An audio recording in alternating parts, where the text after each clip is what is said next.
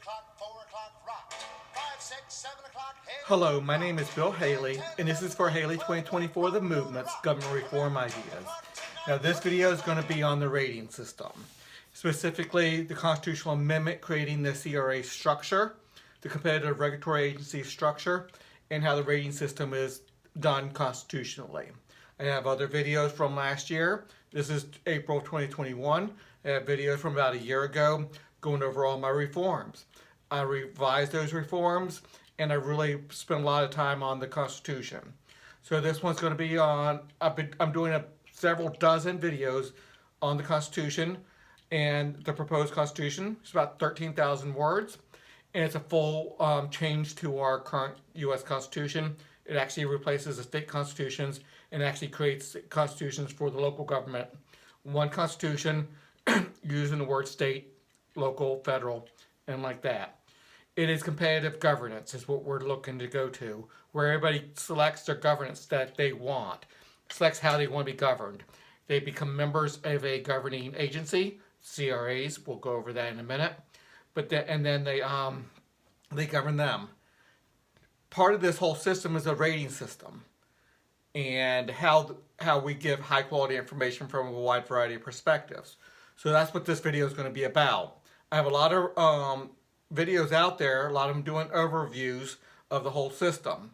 Look at those overview ones and the other systems. I'm going to go through a quick overview. I'm going to try to keep it down to about 4 minutes of the whole system, and then we'll come back and we'll talk about the clauses relating to the rating system. So let's go through this. First, you have to understand that we take all government power and we split it into 30 sectors.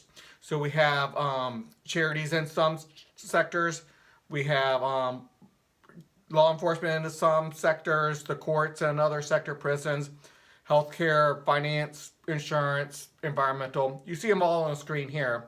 We'll go through all 30 of them real quick in the overview. But we have top level elected leadership per sector. No one person is in charge of more than one sector's responsibilities. Within each sector, so the education sector or the police sector or the court sector or environmental protection, you have roughly a dozen different competitive regulatory agencies right here. This side has where you pick to be governed. You select with like-minded people. So here's Heritage Foundation or the Brookings Institute will be affiliated with CRAs. One more for the conservative, one more for the liberal. Democrats and Republicans will probably still be there. Libertarians will gain power. Green Party will gain power. All the different political parties, all you need is roughly 5% of the population to go stand with you, become members of your CRA, and you can be governed in that way. And you choose per sector. We'll go over the 30 sectors. On the other side, what we're really going to concentrate on today is the rating system side. It is structured the exact same way as the CRA side. So you have to understand that structure. Other videos will go through that. I'm going to go through it real briefly. But you become members of the CRA. You become members of the RA. The RA and the CRA, they send representatives up to the sector board level. Well, this is a rating system on this side, which is equivalent to the sector board. On the CRA, the sector board. The parent sector board, you have one for the rating system, one for the parent sector board, the CRAs. There's not much power, but they are made up of representatives of the CRAs, of the RAs. So let's keep on going through.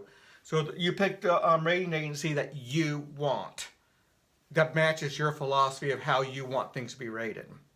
Now, just to make sure everybody understands, conservatives and liberals and libertarians, a lot more than that, but let's just go with those three. They all have a wildly different way they want to be regulated, but they also have a wildly different way of how to rate, of what the desired outcome is, and the desired way to get to that outcome. Everybody doesn't want to get to the same outcome, and we have to understand that. So if we have one rating system, it gives it way too much power. You divide that up. So conservatives can be like-minded in certain aspects, in certain sectors, will join together and rate. So you can give high-quality information. And when you have it from 12 different rating agencies, specifically for that sector, specifically for education, or specifically for banking, or specifically for insurance, or specifically for police, you get really good information because you get it from a wide variety of perspectives. Now, conservatives probably will not take too much heart to what the liberals are saying, and the liberals will not take too much heart for the conservatives are saying, but they'll at least get that perspective. They'll each have their own reports, videos, podcast, a full list of ways to get their information out there, and ratings are a big part of that. So let's go on through this. The Constitution, let's review that real quick. Citizenship, and I said 4 minutes for the overview. I just got way into the rating system, so that's why I took a little bit of time there. So let's go through the Constitution. And each one of these, this whole thing's on my website.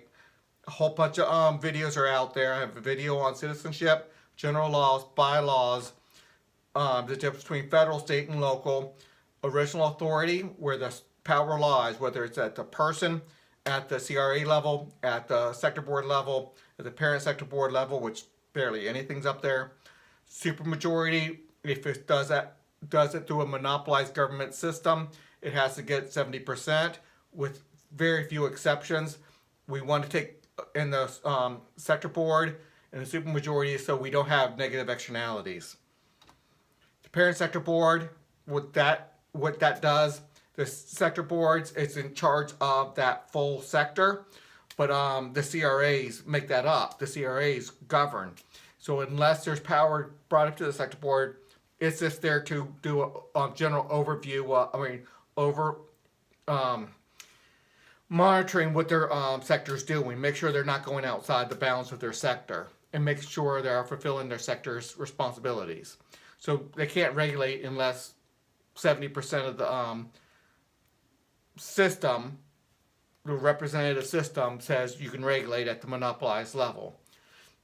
Everything's built around the CRA. Everything. The rating system's is made to make the CRAs better. The sector board is made to make the CRA better. The parent sector board is made to make the CRA better. Everything in this system is to make the CRA better. The CRA is the base of the whole reform. In everything from citizenship, general laws, bylaws, federal, state, and local, original authority, everything's built on getting this done. Their taxation is at the CRA level. Debt, that's more of a transition, how we deal with the debt. Our country has a tremendous amount of debt, but also has a tremendous amount of assets. And we'll discuss how we get rid of that. And if I haven't said it yet on this video, everything goes to free enterprise. Military, law enforcement, education, roads, courts, prisons. That's just the base of it. I mean, more, everything. There's nothing that goes at the generalized, there's nothing that really goes to government. It's competitive governance. So that's where it's at. Now, obviously, there's primary authority at the sector board level, which is not at the CRA level, but the more monopolized government. For commander-in-chief, for the foreign diplomats, there's two big accountability groups. We'll go over those, but one for law enforcement and one for military. And anybody with inherent government power, the power to be in charge of an aircraft carrier, the power to be a judge, the power to be a prosecutor, the power to be a prison guard. Because it's in free market, anybody with inherent government power has to be authorized by representatives of 70% of the people. So it's much better accountability than we currently have in our system. Pockets of freedom is foreign policy, immigration. We'll get into that on a separate video. States partial acceptance per sector is there to allow this amendment to get passed a little bit easier. If a state does not want to go fully into it, it's there to allow them to vote for this but not go fully into it. And hopefully they do, but that's there to get this thing passed. The separation of responsibilities and authorities, we just talked about that. Let's go over the 30, because we get rid of welfare altogether by government. We split it up into 5 sections: charities, charitable distribution association, and charitable assessor organizations. That's the charities doing the helping, Charitable Distribution Association doing the money. Everybody has to donate to 5% of their income, even businesses, to a CDA. And then the caseworkers are the AOs. Family law is this family law, but it's the first line of helping the poor. Religion, nobody regulates religion. It's there to fight for religious liberty at a high level, and obviously it belongs in the charity system. But it does things outside the charity system, obviously. 5 in the foreign protection system, the top diplomat is different than the top commander-in-chief. Our current president for the United States is the commander-in-chief and also the top diplomat, no longer under the system. Military corporation, where 95% of the money for this is going to go into probably the military corporation, unless we have a little bit of foreign aid, a couple other things, but a vast majority of the money is going to go into the military corporation through the military capability system, paying for capabilities. It's a way to get free enterprise because all the military is going to be free enterprise. But their product is military capabilities for America, not to use on their own. They're strictly forbidden from doing that. There's so many ways to get accountability in this. The military authorization agencies can take away, they have to authorize you first, and they can pull that away. 70% to authorize, 40% to take away. We're going to get good people in there. And we're not going to get fringe people, or we can get rid of them very rapidly. Violent crime mitigation system, all free enterprise. Now, obviously, we have to have a monopolized system of violent crime laws. We can have competitive finance laws, competitive insurance laws, competitive family law laws, competitive education laws. All the other stuff can be competitive. Violent crime, what's a murder, what's a rape, what's an assault, that has to be uniform, monopolized. But this is not just that. It's the prosecutors are in this one. It is going through the criminal justice system. Now, the law enforcement are the police. They're the ones who are holding the guns. Now, other people can hold guns, don't get me wrong, but that is the main one going out there and doing the law enforcement. The sheriffs, the police chief, everybody's in there. Law enforcement authorization, they authorize anybody with inherent government power outside the military. So military or this group right here will authorize anybody with inherent government power. Judicial authority, that's the court system. That does a lot. Again, free enterprise, private, they become government by having 5%, but they have to be accountable. They cannot violate civil liberties. There's so many ways to get rid of them if they violate civil liberties. And the rating system, that's what we're doing here, is a major way to get rid of the or get rid of bad free enterprise, if you want to call it bad, ways of doing law enforcement, bad courts or whatever. No, you have to abide by certain rules. And that does not necessarily mean a unified set of rules. Now, you cannot violate civil liberties, but that doesn't mean it's the only way you can do it.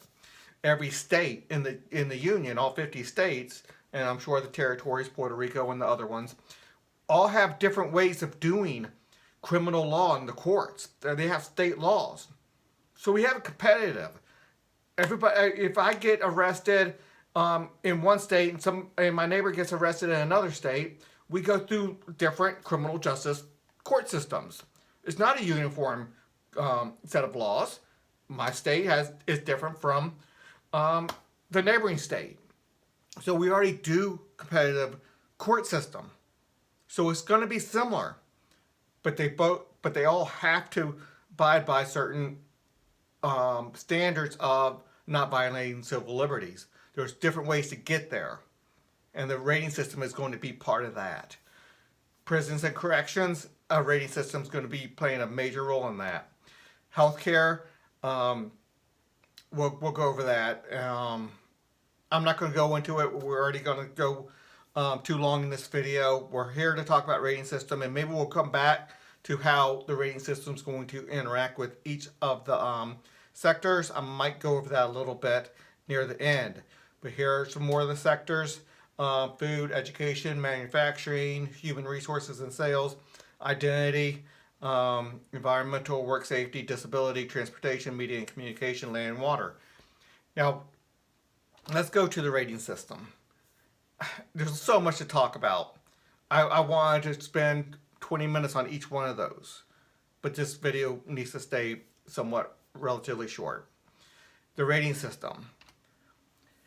The CRA structure consists of a CRA regulatory system side and a rating system side. So you remember that one graphic where you had the red there, you had the CRA side on one, the rating system on the other. So that's what we're talking about. Both of them have the exact same structure. So the CRA structure is both of them together, but the CRA side and the rating system side, they're they're mirror images of each other. One regulates, one provides good quality information.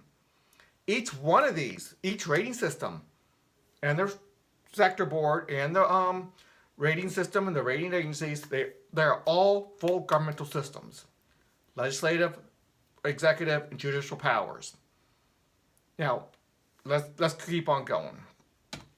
The rating system side has the same structure as the CRA regulatory system side, and is subject to the full CRA section, Article 1. So everything that you see for citizenship, to bylaws, to original authority, to federal, state, and local, to CRAs, to the parent sector board, to the sector boards, to the taxation, to the debt, all of it. The rating system is subject to the whole thing. Now, one thing that can't be acceptable is a continuously secondary rating system. Obviously, that one has to be kind of taken out, and we replace it with rating the rating agencies. So that's no biggie right now. You probably don't even understand that right now because you haven't thought about it if this is your first video on that. But I thought about it. It's like, okay, there's a conflict. I had to make one little extra clause in here. The rating system parent sector board is structured the same as a CRA parent sector board.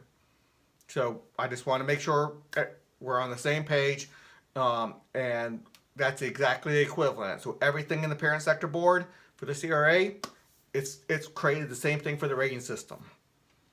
The rating system is structured the same as the CRA sector board. So the rating system, when I talk about it, it's the same as a sector board. There's one rating system per sector. And all three levels of government has it. Every current government, every current local government, every current state government, and the one federal government will all have a full structure, CRA structure, with the CRA side and the rating system side. But the rating system is going to be for education. The rating system will be for police. There's another rating system for land and water. Another one for human resources, which is labor law and stuff, and sales. One for charities. Each sector board has the equivalent of a rating system over here. It's a mirror view of it. And so everything in the every clause for the sector board matches the rating system. They do different things, so we discussed that. The rating agency is structured the same as a CRA. So everything's built around the CRA. So everything else is built around the RA. RA is where you get your representation from. You become a member. You pay your fees. You become a member of the one that you like the philosophy of the best. And then you join together within that membership of your RA. And you pick the leaders of your RA. Executive, legislative, judicial leaders. You pick the representatives to go to the rating system, and you pick the representatives to go to the parent rating system. So it's the same thing. And if you don't know all of it, there's a lot of other videos out there. But this one's strictly on the rating system and how it matches exactly. Different function, but it matches the same structure. The rating system side is not subject to an additional full rating system. If you probably don't understand that right now, but since it is subject to the full Article 1, then and Article 1 has a rating system in it. It doesn't have a continuously looping rating system where it keeps on having multiple rating systems one after another. Regardless, you have to think about it a lot before you get to that point. I just wanted to make sure that's clarified. But in exchange, the rating system. Okay, let's read it exactly. However, every sector's rating system must rate its RA for integrity, consistency, truthfulness, reliability, and fulfilling its mission statement.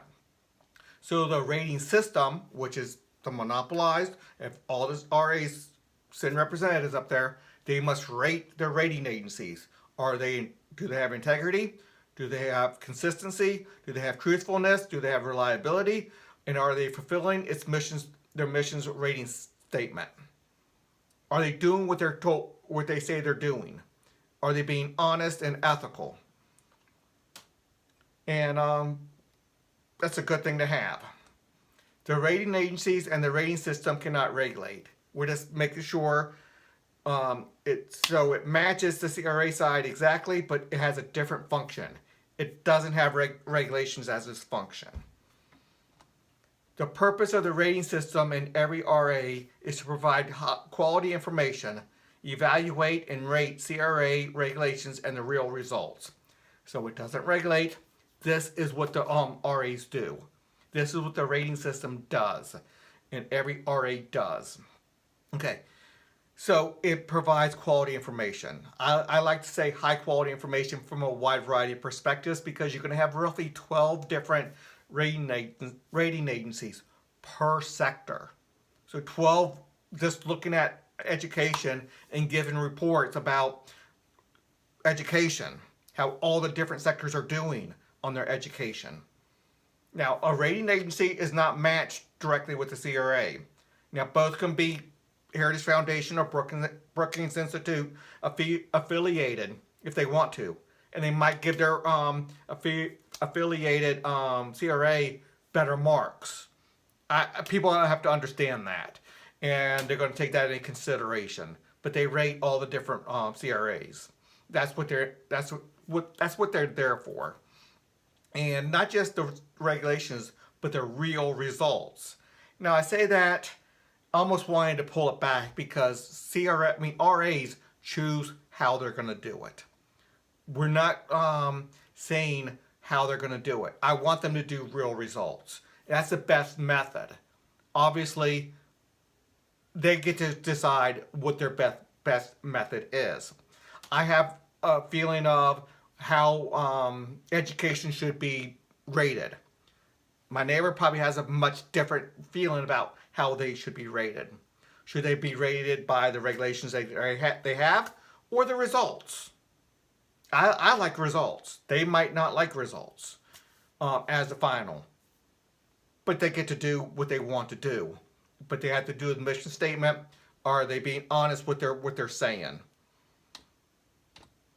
A rating floor is a rating level set by the rating system, the monopolized system. So all the RAs send representatives to the rating system per sector. A CRA must not drop below. So they get to set a rating floor that the rating system, the CRAs may not drop below. So if they see too much pollution going out, they say the CRA is not controlling pollution enough. Increase your standards. Here's the lowest we're going to allow. There's a lot of ways to get above that level, but this is the lowest we will allow in our society, because you're creating negative externalities. You're harming people outside of what you're doing. No, but this transaction is not just hurting the people within the transaction and they're agreeing to it. They're actually hurting people outside the transaction. You're polluting downriver. You're polluting up in the air. It's getting all over everybody in town's smut, getting all over the buildings and everything, and turning the whole town gray. So you need to stop that. There's many ways to get rid of that smut, that smoke, all the stuff. Okay. So a CRA must increase regulatory standards to achieve the rating level above the rating floor. If they don't, they're no longer a CRA. that simple. They have to. And you have to belong to a CRA. Therefore, and a CRA has to be above that standard. So you have to get above it, and a lot of ways to get there. That's the beauty of the rating floor. You have a lot of different ways to clean up that factory to create not so much pollution. You could do a filter, or maybe you can do some mitigation and wash people's cars later. I don't know. That seems like a little silly way of talking about it. But there's ways to do mitigation. Hey, I'm punishing. I mean, you got harmed, but I'm gonna give you something in exchange for being harmed, for accepting the extra dust that we're putting out in the air. And if you can do mitigation enough, people might accept that. But it's a different way of doing it. There's a lot of different type of filters. Do you want to put it into the water or up in the air? Which one's better? There's a lot of ways to look at it. But the rating system, because you got 12 different rating agencies, they're not just saying this is how we rate. Each one gets to try to stop the gaming of the system. The reason we have 12, not only is it because everybody looks at how to rate differently, but it's also to stop people gaming the system. If you put in a certain set of regulations, people can find those little loopholes and say, we're abiding by the regulations. We're above that rating for that monopolized rating system, but we're still doing a lot of harm because we game the system. With 12 different ones, making sure people aren't gaming the system and rating somebody low, because you get to do some subjective rating. Again, you have to be honest, have integrity, and if your rating agency gets low on integrity and you're doing fraud, you're not a rating agency anymore. You get knocked down. You get knocked out of the system, and everybody has to be in the system. You have to belong to an RA. You have to belong to a CRA. That's part of the CRA structure. It's to stop negative externalities. It's a way to have society work where I'm governed by the people I like, my neighbor's governed by the people they like. They get to have their stuff. Let's say I really despise the way they govern my neighbor. I don't want them in a monopolized system that we currently have to say this is the best way to do it and they're going to govern me. And I was like, I really hate that. I'll have to fight politically to gain control over the monopolized system. And I now change it to leaders I like, and they really hate the way I govern them. So if I can govern, I'm governed within my philosophy, they're governed with their philosophy, we're nice neighbors now. Before we're at each other's throat because the winner of the political battle got monopolized governments, got control over them. Anyway, rabbit trail.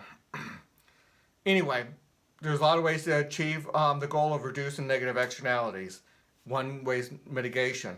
A lot of different type of filters, whatever you want to call it. And then sometimes it's just paying people off for mitigation. Sorry about it, but I'd rather do some polluting because it costs $1 million to put a filter on. But if I can give everybody $1,000 for the 1,000 people that are hurt, I'd rather do that. It's and you're better off, I'm better off, and the like. The rating system must set a rating floor for regulations dealing with negative externalities. So they have to set rating floors, but dealing with negative externalities. Let's talk about that. They cannot just do rating floors for anything. They cannot do a rating floor for things that are not harming people outside of the transaction, out there in the general public. The rating floor must regard and is limited to negative externalities. So negative externalities are defined in this. Well, I think I'll define them in a few more slides here. But a negative externality is when there's positive externalities too, and the rating system's going to account for that. If you have positive externalities, for sure you are going to be able to benefit the nation, and you're going to be benefited because you're going to see it within the ratings at the point of purchase. However, a rating floor, you cannot just put rating floors on anything. Otherwise, we got way too much monopolized government. It has to deal with negative externality. So I might not like what my neighbors are doing, but if it doesn't hurt me, I don't get to put a rating floor and send my representatives within my rating system to try to stop them from doing what they're doing, being governed the way they want to be governed, because it's not hurting people outside of their membership. So I might think it's hurting their membership, but it's not harming people outside of the membership. So let them be them. Let my group be my group, and everybody gets along well. So it has to be dealing with the negative externality. Pollution is a big one. A dangerous building, so building codes and stuff is another. Noise pollution, obviously, you're allowed to play your music, but at 2 o'clock in the morning, it's blaring out loud. You're harming people outside of your property. It's called noise pollution. Part of the preamble of this Constitution is to tolerate the liberty of others. We have to, for us to have liberty, we have to tolerate the liberty of others. If we stop every negative externality, every time my neighbor gave me a frown instead of a smile, it's a negative externality on me. I pass a law saying she can't or he can't frown anymore. Obviously, that's a little silly one. But nobody can do anything because it's going to affect somebody somewhere, even their mood or whatever. So we need to make sure we define negative externality. And I'll do that in a few slides. And I give a representative body to do that. I don't just play that off by ear. The judicial department comes in. Let's go through it. Negative externalities in this amendment is defined. So I told you I was going to define it. Here it is. As directly harming entities without their agreement.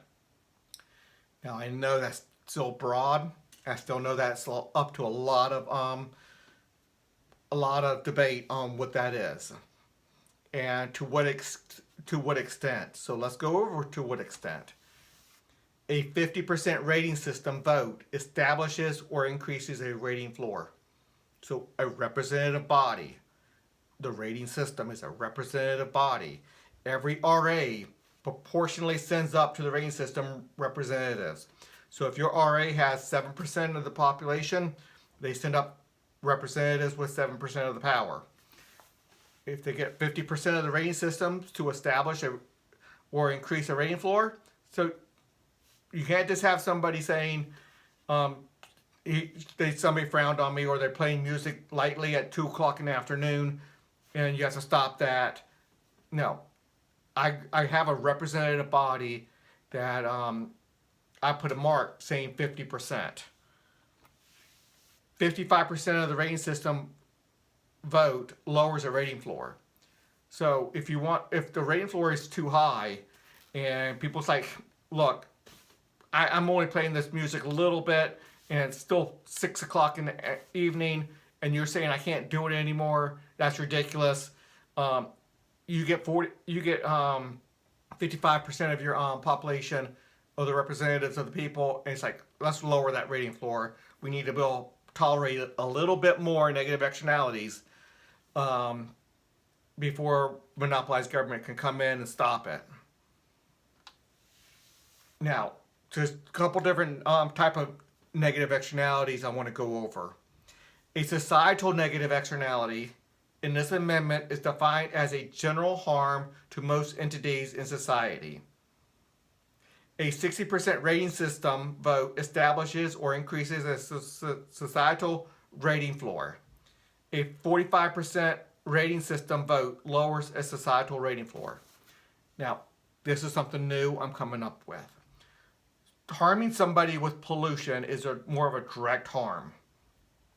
This societal negative externality is more like you have to wear clothes. Walking around public indecency is that's more of a general harm to the population, lowering moral values and the like. But we don't want that brought to such a degree And so I'm defining that as 60% of the rating system has to say we need to increase or put a rating floor on that issue. Now, obviously, 60% is going to say you have public nudity laws and stuff like that. But there's more to it than that. And I don't want to get too far into that right now. That's a long discussion. I can have an hour-long discussion about there's certain laws that we currently have that are more societal negative externality versus direct negative externalities. More of a direct harm versus a general harm. And there will have to be a line set, and the rating systems will draw those lines to some degree. The parent sector board, to some degree, will have they're more what am I supposed to say, constitutionally minded, and they're going to put lines saying, hey, when's it going from direct harm to a general harm? What's the difference? And tries to get some standards to do that. So I don't necessarily do that within this amendment, what constitutes direct harm versus a general harm, but I do have the body, I forget exactly which one, I think it's the judicial the sector's judicial system that will do a lot of definitions. And it's a representative body that's going to put a standard on saying this is when it goes from general harm to a direct harm. But I do rate so it will put it there as a 60% versus a 50%. An individual living an impoverished life is a societal negative externality. However, this category requires a 70% vote to increase and a 35% vote to lower an impoverished life societal rating floor. Impoverished life societal rating floor. This one's a little bit different. This is trying to get somebody not to live such a low standard of living that they are creating a negative externality. Nobody likes to see a homeless person on the street.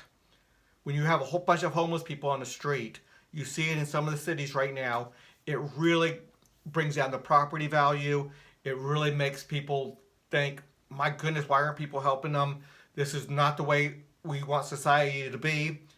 It really reduces down your society's standard of living, overall standard of living. Now, this is not just somebody who says they want to live a low standard of living, not have to work crazy hours, but you cannot. That's why it's 70%. It's 70% because I don't want people to say you have to do this, this, and this.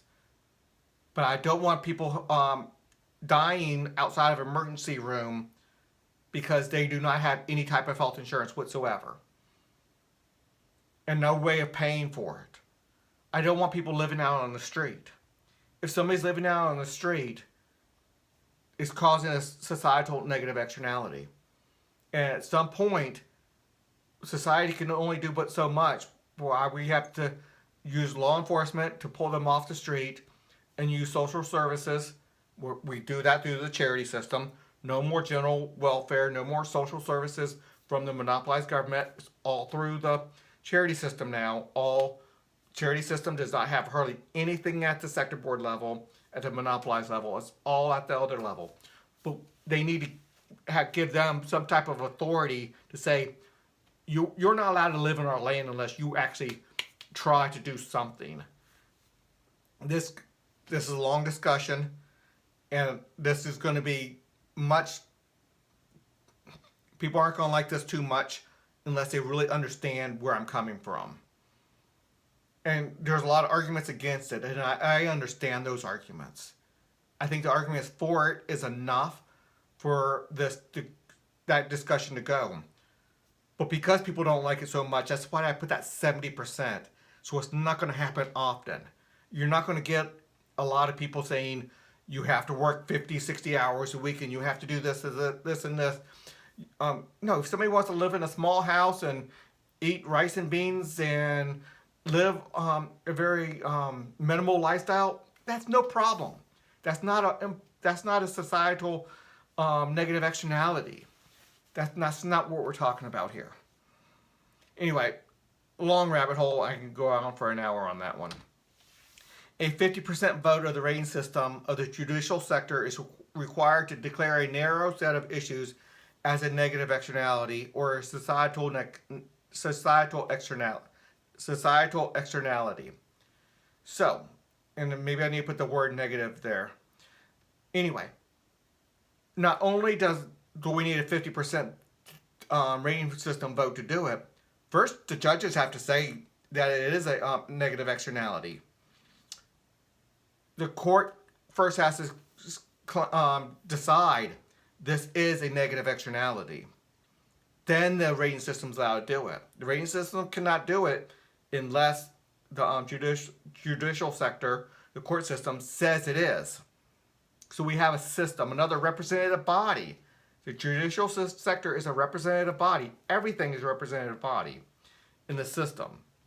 So when I take it from one area, one sector, and give power to another sector, they're both still representative body, but it's checks and balances, checks and balances, checks and balances. Boy, do I have a lot of checks and balances within the system. It's not so overwhelmingly burdensome. If everybody's doing the right things, it works smoothly, or it can. Say, okay, so the court system has to declare a negative externality, and it has to be narrowly specified. We don't want a general big broad area brought in. Now they can do a whole bunch, 20 different little sectors, specifically specific negative externalities, specific areas. And that's fine. An RA may force a rating system to vote on any specific question within 60 days. I want a way for an RA to have enough power, even if they only have 6 or 7% of the population. They can force a vote. Maybe they won't win the vote, but they at least force a vote. And that's important. And that gives that rating agency power. That gives you as an individual going through that rating agency, and that rating agency says, let's get that power. We have the power to force a vote. You might not win it, but you get that discussion going. You put people on record of, hey, that's a negative externality, and we get the system rolling. Civil liberty rating floors is defined in this amendment as limitations of sector board action. Notice that it's sector board action, not CRA action, that infringes civil liberties. So, we're talking here is freedom of speech, freedom of association, freedom of religion, freedom of the First Amendment, the Second Amendment.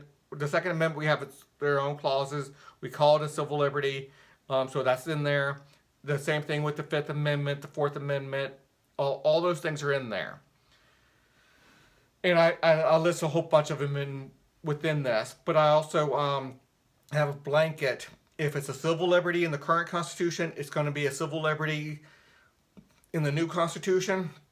So I incorporate the old Constitution's civil liberties into this, but then the rating system has to take over.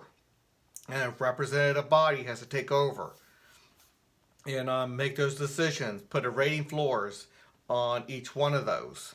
So a sector board cannot do certain things. Now, this whole amendment is not going to allow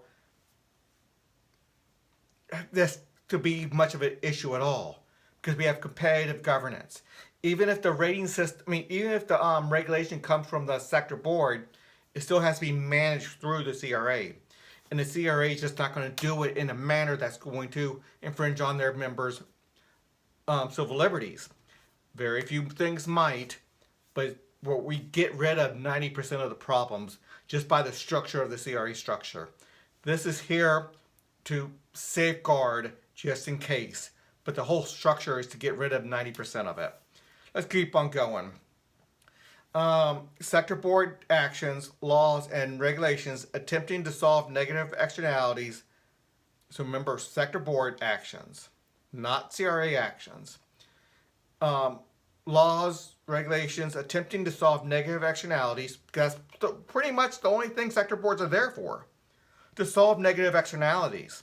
If it's not a negative externalities, they're really not allowed to do it in the first place. So let's make sure that's clear right off the bat. Okay, so the sector board is trying to solve a negative externality, but sometimes it's going to come into conflict with another negative externality, another civil liberty, was what I'm trying to say. I'm sorry, I think I said it wrong. Trying to solve a civil liberty problem is going to come into conflict with another civil liberty problem. A whole lot less than our current system. A whole lot less. Just the structure of the whole system removes civil liberty violations 95% of the way. But in the few cases where one civil liberty is matched against another and trying to solve them is violating one versus the other. And we have a lot of that in our current Constitution, but the whole structure is not really allowing that to happen. Okay, the sector boards must respect the other civil liberties with strict scrutiny. So anytime you're trying to solve one externality, you have to be very careful and you have to strictly put regulations in there that really try to avoid violating other civil liberty. Strict scrutiny is a term in law where government is limited on violating civil liberties to the lowest amount of power they can do surrounding that one area, around that civil liberty.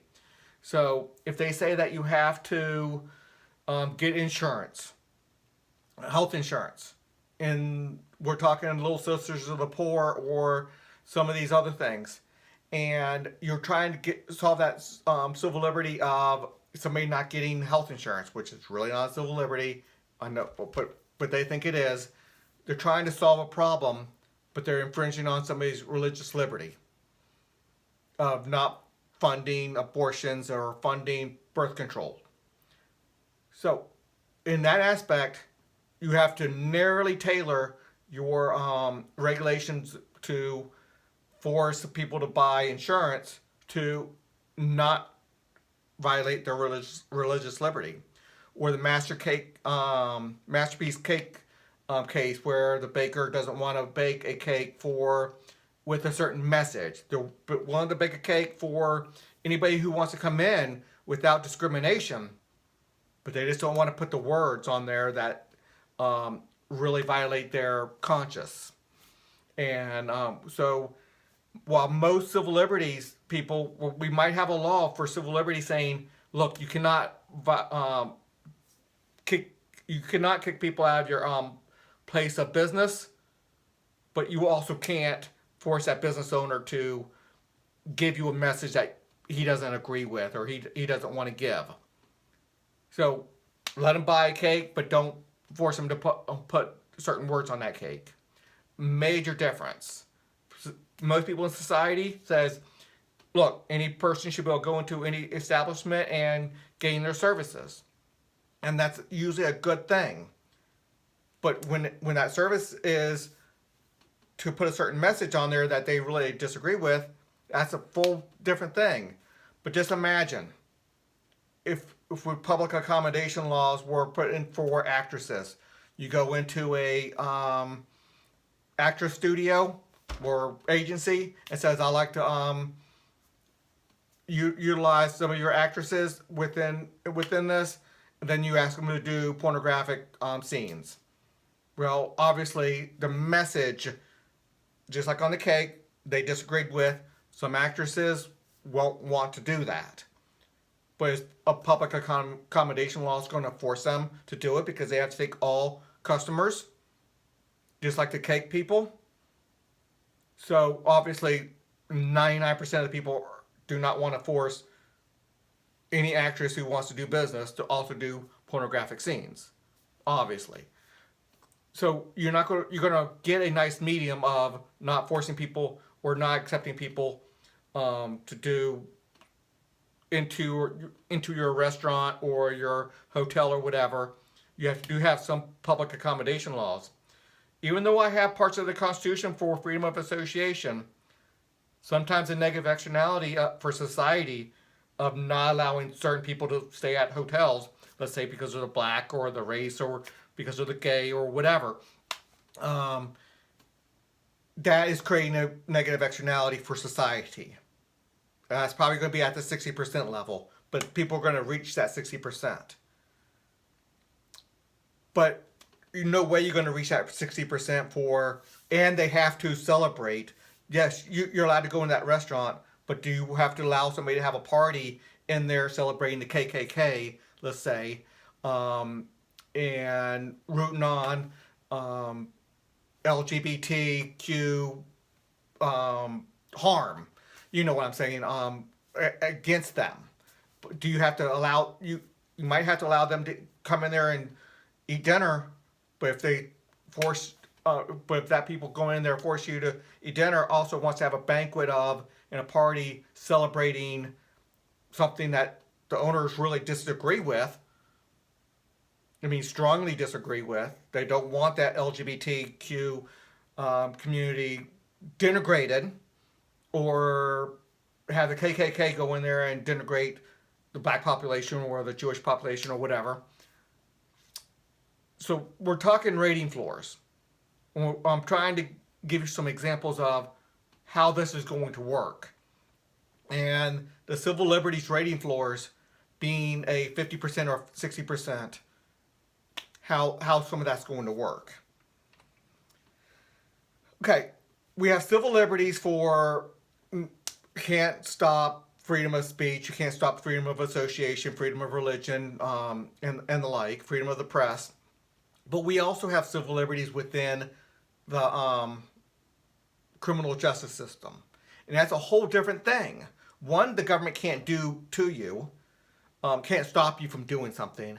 One is when you are within the criminal justice system, you can't have your rights abused. Civil liberties violations in this amendment regard actions by a rating system or sector board. So CRAs could do a lot of that stuff, by the way. Sector boards can't.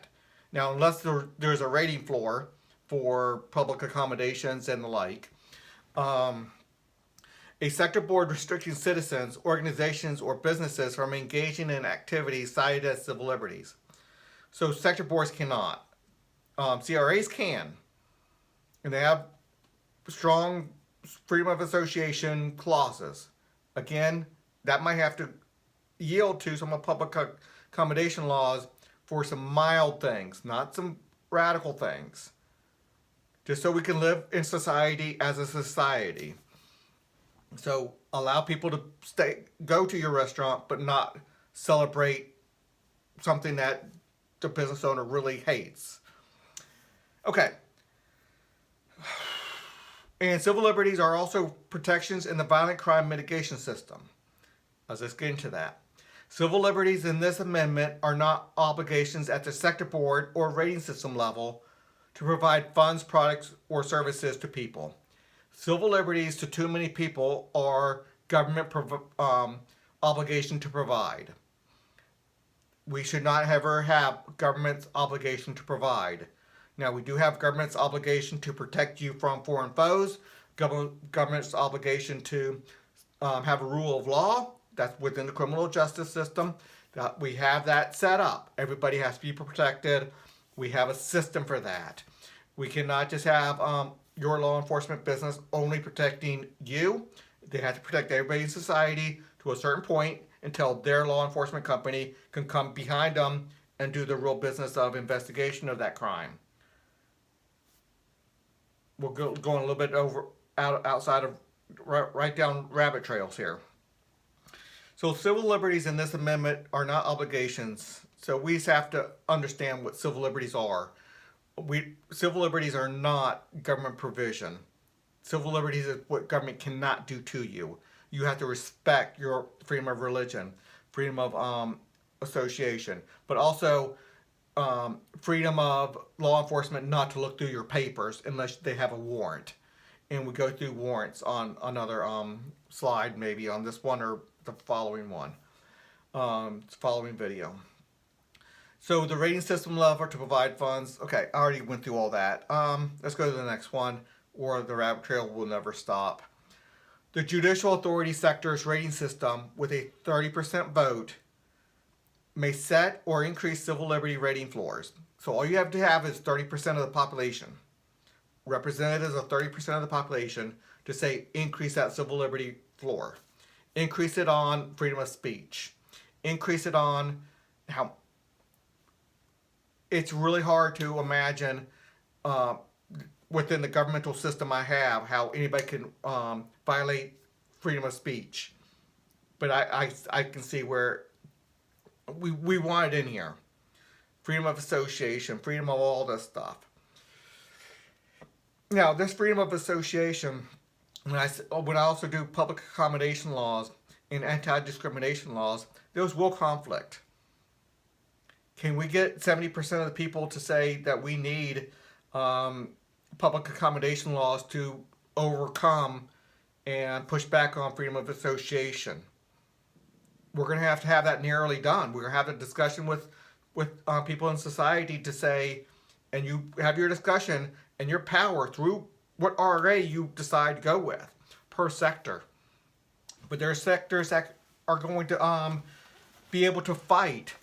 I think media and communication sector is where you fight, or especially that rating agency will fight for that freedom of association, freedom of speech rating system. But then there's also going to be public accommodation ones in probably, I think, sector 30 probably.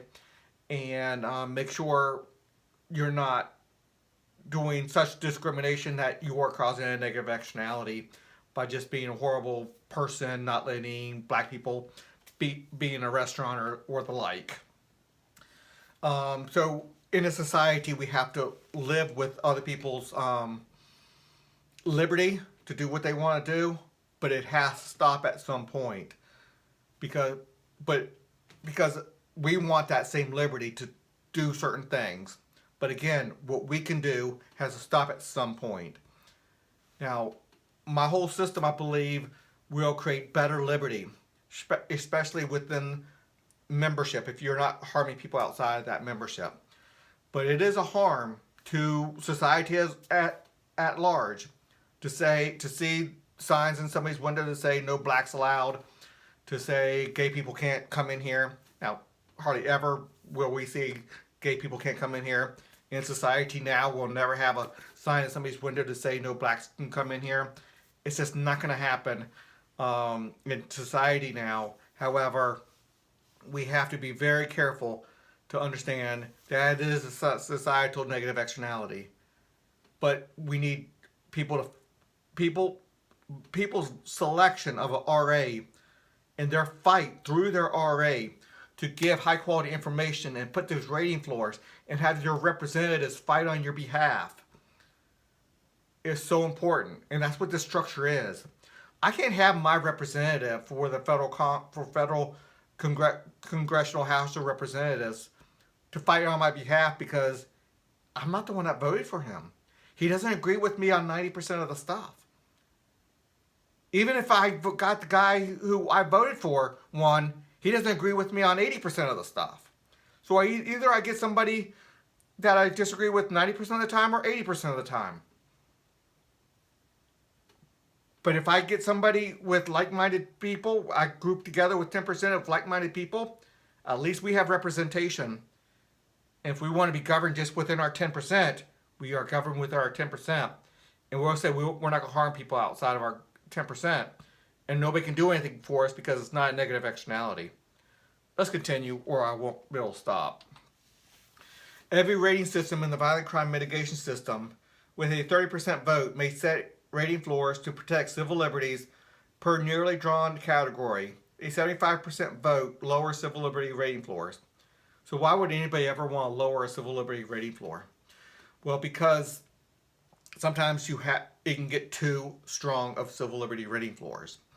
If you create a system where no piece of evidence can ever get put into a criminal case because it gets thrown out because civil liberty was violated, then we allow murderers and rapists to be on the street to rape again. Well, last time I checked, raping somebody was a civil liberty violation up to the highest order. Killing somebody takes away somebody's full civil liberties. So having somebody out on the street who is a murderer, a rapist, or assaults people, they need to be behind bars. So if we put civil liberties so high that we cannot even look at somebody's papers with a warrant, we cannot do hardly anything because we're violating somebody's civil liberties. The law enforcement and the court system has to give everything, every benefit of the doubt to the criminal or to the suspect, to the defendant in a criminal suit. Then it just gets to be to such a degree that nobody goes to jail and murderers murder freely almost. So everything has a balance. And whether 70 and 30%, which is 30% and 75, that's only 25%. I mean, that's only 5% difference there. If you know which way we're talking about. 75% has to lower. So 30% increases. So that's not a 45% difference. That's only a 5% difference. Because if you don't understand it, then you have to look at it again. I understand it, but it's hard for me to explain it to you right now. But that's a 5% difference. So if 29% of the 29% of the people think that, or let's say 31% of the people think that we need to increase civil liberty rating floors, which means government cannot do this, government cannot do that, and prevent government from doing something, then they raise that. But let's say we that is causing problems. We're not getting the arrests we need. We're not getting the prosecutions. Murderers are being left out on the street to murder again. Crime rates going up. We need to lower that. All you have to do is lower that 6 or 7 percentage points. Representatives of 25% or 75% of the people can lower that now. Anyway, rabbit trail, but hopefully you understand that 30% and 75%, that's not a 45% difference, that's a 5% difference. Because 70% can stop the increase of rating floors. And this rating floor for civil liberties within the criminal justice system, that's for government not to be able to do something to you, or that you are secure in your papers. They cannot go in there into your house and search your house unless they reach a certain threshold. That's what we're talking about. The government, law enforcement has to reach a certain threshold to be able to come into your house and search your house. I can't explain it anymore right now, or maybe I'll do that in a separate video where I just talk about rating floors and sector boards and rating systems and talk about percentages and try to get you to understand what I'm getting at. The judicial authorities sector's rating system, there's a lot right there. The judicial authorities sectors, I think that's sector 13 if I'm not mistaken. The judicial authorities sector's rating system, legislative branch, must address all civil liberties in the Bill of Rights. So our current Constitution's Bill of Rights. The full U.S. Constitution, I could have just put the full U.S. Constitution, the current one, and the common law. So we got our a law from the common law. So we have a full set of law right now. What I'm trying to get to is they must address each of the civil liberties within the whole system that we have now. And then set rating floors for each narrowly defined right. Now, when I say narrowly defined, we're going to be talking hundreds and hundreds and hundreds of narrowly defined rights. When can you search somebody's house? When can you search somebody's car? When can you listen in and tap somebody's phone? When can you do this? When can you do that? When I say when can law enforcement, somebody with a badge, do that? Or somebody without a badge, that's going to be illegal in the first place, invading somebody's privacy, that's going to be illegal in the first place. There'll be a general law on that type of stuff. That would most likely be at the sector board, where every CRA will have a law against invading somebody's privacy. But then that goes away, or that's limited by when a judge gives a warrant at the sector board level, and that's set in here, that they've seen enough information to warrant tapping somebody's phone. Okay, for each narrowly defined right, the civil liberties of the replaced Constitution remain until properly addressed with the rating floor.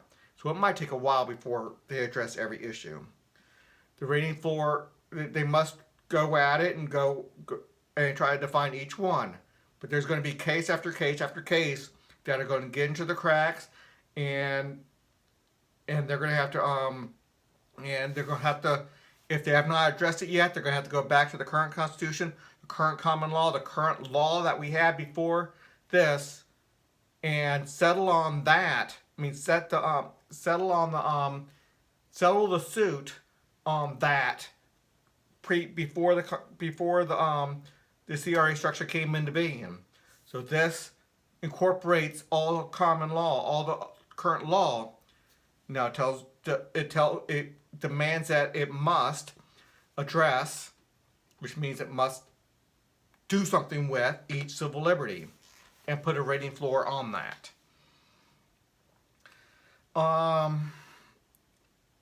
Okay, I think I've talked about that one enough. A 70% vote of the rating system is required to authorize precise areas of regulations that the CRA sector board may regulate. So it's important to understand that the judicial department first needs to make a decision that it is a negative externality. They have to do it very, very, very narrowly drawn, very specific areas of where the negative externality is coming from. And then they have to try to do rating floors. They have to first. And the judicial system is obligated to make sure they have tried to do rating floors. They've tried to address it by saying no CRA can allow their members to do certain things past this rating floor level. And if they do, you're not a CRA anymore. They're not a CRA, so everybody has to go join another CRA that's doing it. So that's going to take care of 95% of it. But if a rating system just cannot get their arms around it, cannot solve it by the rating floor, which they should be able to, this is another step. They can say, okay, sector board, take over.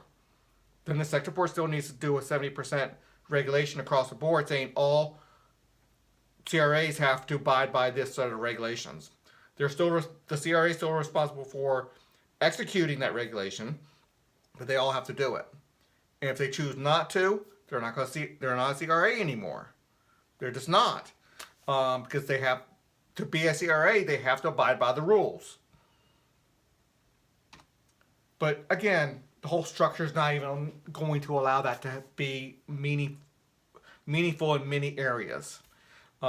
It's a second accountability.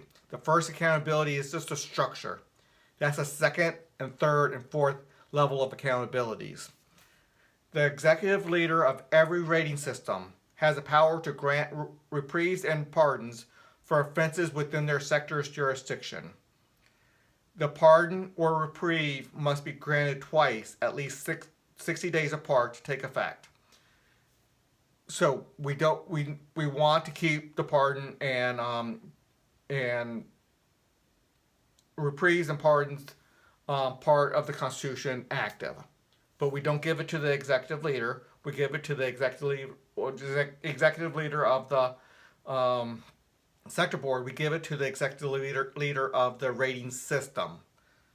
But if he or she does something outrageously bad and people get an uproar over it, they can throw them out, and within 60 days, the next person doesn't give that reprieve or that pardon, and it doesn't happen.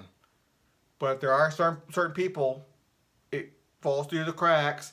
They're a good person or whatever, and they fell through the cracks, and or it was unjust. They get to give a pardon.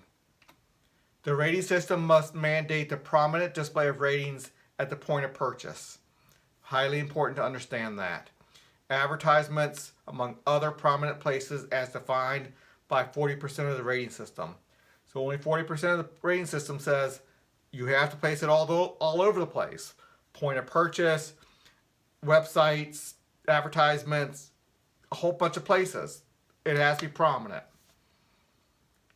And the rating system, all the rating agencies rate. Then the rating system takes all the ratings proportionally. If one rating agency has 5%, another rating agency has 18%, well, the 18% has more power than the 5 or 6% rating agency. So if the 18% says it's really, really good and 6% says it's really bad, well, the 6% will draw the ratings floor down some, but it's going to be still higher than the median, because they take everybody's rating score, and they put it on. And it goes through the whole production line, guys. You cannot just be a retail store that has stellar environmental controls because you're just a building and you're selling stuff and you're not doing anything bad to the environment. But if you buy stuff from somebody who had really bad environmental pollution and the like, it's still above the rating floor, but about as bad as you can get, still above the rating floor. Then you have another product that's really, really good in another store. They're going to get good ratings. That bad ratings are going to flow up with whatever product comes with it. And it goes through the whole product supply chain. So there's a lot to that, and every rating agency can do what they want and rate how they want. But that is a way to stop the gaming of the system. The Federal Rating System Parent Sector Board, there's a lot to say there, so the federal level, Rating System Parent Sector Board must set a rating floor regarding the proper respect, cooperation, full faith, and credit between and within all CRA structures per narrowly drawn category. This is just to say that all CRAs have to cooperate with each other. You can't have a CRA not cooperate with another CRA. Within the same sector, within different sectors, within the federal, state, and local, I don't care where the CRA is. You can have a local one in Alaska and a local one in Florida, and they have to cooperate with each other. At least there's a rating floor for it. So obviously, irresponsible request and an overbroad request from one to the other that's going to cost a lot of money to the one in Florida, they don't have to do it. It's a rating floor, a reasonable request. A reasonable comes with a rating system, a rating floor. That's a 50% vote of this. Just a proper respect, proper cooperation. We're not talking that 50% can say, no, you can't ask for that. That's just way too much. You're putting a huge burden on them to give over that information. But if it's really necessary, hey, I have a criminal over here. What did you guys do? What did you guys find out over there? Yeah, you have to cooperate. It's a negative externality if you don't. The rating agency must debate other rating agencies. The debate must be robust as defined by 40% of the rating system.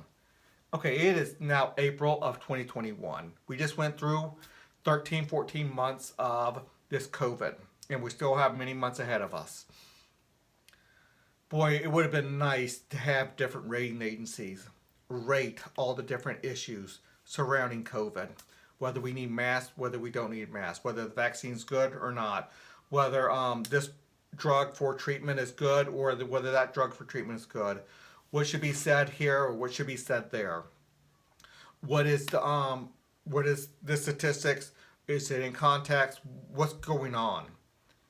If every rating agency had a chance, especially healthcare in that aspect, There's a lot of different sectors could be coming into line.